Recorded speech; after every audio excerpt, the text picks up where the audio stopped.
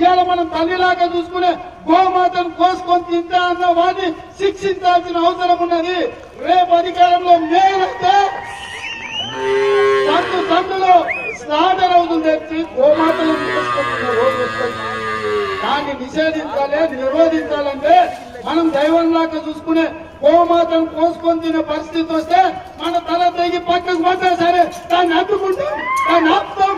ఎవరికి గోమాతను కోసుకోవడం ఇవాళ మనం తల్లిలాగా చూసుకునే గోమాతను కోసుకొని తింటా అన్న వాడిని శిక్షించాల్సిన అవసరం ఉన్నది.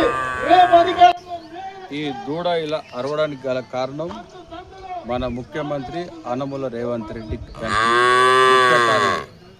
నిన్న రాత్రి అబ్దుల్లాపూర్ మెట్టు పోలీస్ స్టేషన్ పరిధిలో గోవులను అక్రమంగా తరలిస్తుంటే మన గోరక్షకులు వాటిని పట్టుకొని మన గోశాల వదిలిపెట్టడం జరిగింది.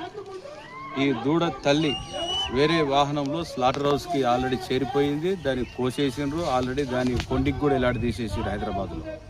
దూడ అనాథ అయింది. గోశాలలో నిన్న రాత్రి నుండి అలాగే అరుస్తూ ఉన్నది. రేవంత్ రెడ్డికి ఎంత గలీజ్గా మాట్లాడడం వచ్చో, బండబూతులు మాట్లాడడం వచ్చో అంతకంటే మేము కూడా మాట్లాడగలుగుతాం. కానీ మేము గోసేవలో ఉన్నందుకు నోరు మూసుకొని మేము అలాంటి చెడు మాటలు మాట్లాడలేకపోతున్నాం. కానీ ఖచ్చితంగా మేము మాట్లాడేటువంటి పరిస్థితి వచ్చినప్పుడు రేవంత్ రెడ్డిని బట్టలు ఊడదీసి ఏదైతే స్లాటర్ హౌస్కి పంపిస్తున్నటువంటి ఈ ఎంఐఎం లీడర్ల దగ్గరనే బట్టలు ఊడదీసి బుద్ధి చెప్పేటువంటి సమయం అతి దగ్గరలో ఉన్నది. ఆ దూడ ఎంత అరుస్తుంటే ఆ దుఃఖం ఎంత బాధ అనిపిస్తుంది అన్నటువంటిది, ఆ బాధని మేము అనుభవిస్తున్నాం కాబట్టి ఈ రూపంగా మాట్లాడాల్సి వస్తుంది. గోవులను వధించద్దు, గోవులను రక్షించాలని మరొక్కసారి హెచ్చరిస్తున్నా. మే 3వ తారీఖు ఆమర దీక్ష చేపడుతున్నా ఈ గోమాతల కోసం. రేవంత్ రెడ్డి నీ ఎండ్ కార్డు పడబోతుందని కూడా ఈ సందర్భంగా తెలియజేస్తున్నా. గోమాతలను వేసుకొని తినే రోజు వస్తుంది.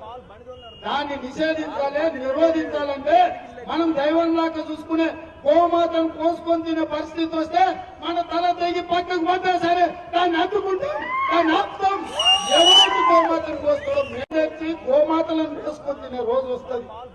దాన్ని నిషేధించాలి, నిరోధించాలంటే మనం దైవంలాగా చూసుకునే గోమాతను కోసుకొని తినే పరిస్థితి వస్తే మన తల తెగి పక్కకు పడ్డా సరే దాన్ని అడ్డుకుంటాం, దాన్ని ఆపుతాం.